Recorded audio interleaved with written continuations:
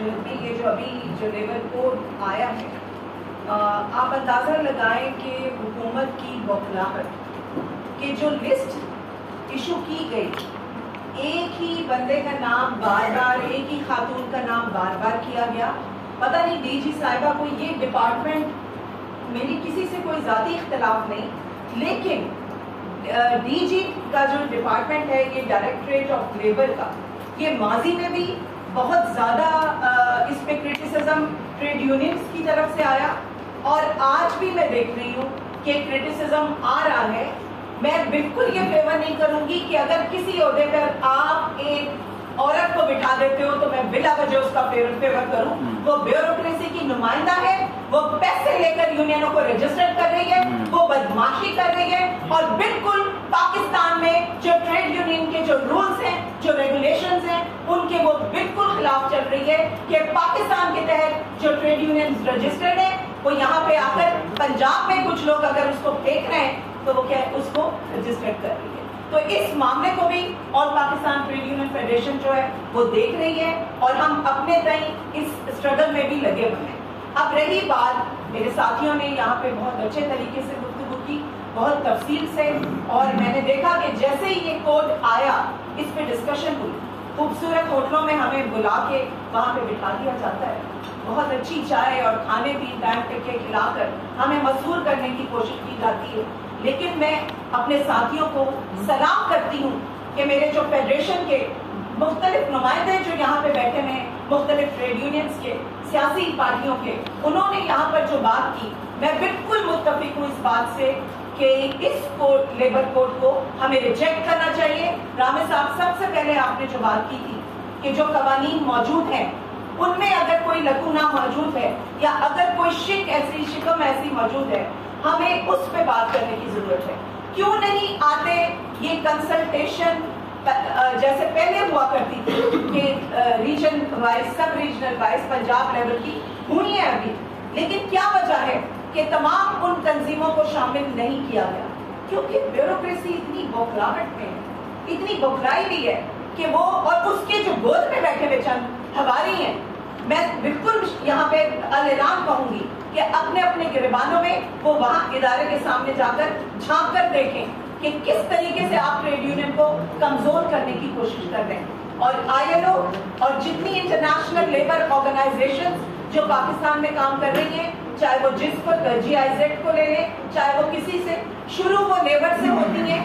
آپ کسی بھی ڈونر کو بھی دیکھ لیں، آپ کہیں بھی دیکھ لیں، عورتوں کا، لیبر کا، وہاں پہ ہر جگہ پہ ایک خانہ بنا ہوتا ہے. لیکن جب کام کرنے پہ آتے ہیں تو وہ حکومتوں کے ساتھ مل کر کام کرنا شروع ہو جاتے ہیں. تو میں سمجھتی ہوں کہ اس میں ویکنیسز ہماری ہیں، ہمیں اپنے اندر کی لڑائی کو ختم کرنا ہوگا.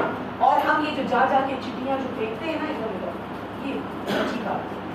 میں آپ سے یہی کہوں گی کہ all Pakistan trade union federation national level پہ رجسٹرڈ ہے، اور وہ نیشنلی ہم اس کی مذمت کرتے ہیں، بھرپور مذمت کرتے ہیں کہ اس لیبر کوڈ کو آپ کو جواب. میرے ساتھی اسامہ صاحب نے بہت اچھے طریقے سے اس پہ کام کیا ہے، میں اس کی بھی قدر کرتی ہوں. یہاں میرے نوجوان ساتھی بیٹھے ہیں، میں اس کی بھی قدر کرتی ہوں، اور باقی ساتھیوں نے بھی. لیکن ہمیں ایسے کسی ایجنڈے کو جو I M F, world bank کے کہنے پر ہمیں دیواروں پہ دھکیلنے کی کوشش کی جا رہی ہے. آپ پبلک سیکٹر کی یونینز کا حال دیکھ لیں کہ industrial wise union, industry wise union ہوتی تھی، اور پوری دنیا میں یہی حال تھا. وہاں پہ بھی آسٹیرٹی پلانز آ رہے ہیں، وہاں پہ بھی کوڈز آ رہی ہیں ایسی جو اینٹی ورکر ہے، لیکن وہاں پہ کم از کم ریزسٹنس ہے. پاکستان میں بھی ہے. اگر کوئی کہتا ہے کہ ریزسٹنس نہیں ہے، میں بالکل اس بات سے متفق نہیں ہوں کہ ریزسٹنس نہیں ہے. ریزسٹنس ہے، اس کے کئی طریقے ہیں. آپ خطوط کے ذریعے بھی کر سکتے ہیں، آپ اس کو ایک پروٹیسٹ کے ذریعے، کمبائنڈ ایک کلیکٹیو ایفرٹ کے ذریعے آپ یہ طے کریں کہ ہاں ہم نے یہ پروٹیسٹ کرنی ہے. جو پاکستان لیول کی تنظیمیں ہیں وہ اسی دن ڈے آف ایکشن سرور صاحب منائیں، اور اسی دن تمام ملک میں یہ ڈے آف ایکشن منایا جائے، اور یہ بتایا جائے کہ ہم اس لیبر کوڈ کو، کیونکہ یہ پنجاب کا ہے، سندھ والے علیحدہ کر رہے ہیں، ہمیں سیگریگیٹ کیا جا رہا ہے، ہمیں سیگریگیٹ کیا جا رہا ہے. اور پہلے تو خیر قوانین جو ہیں وہ ظاہر سندھ میں بھی ایک ہے पंजाब में भी एक है, पूरे पाकिस्तान लेवल पे।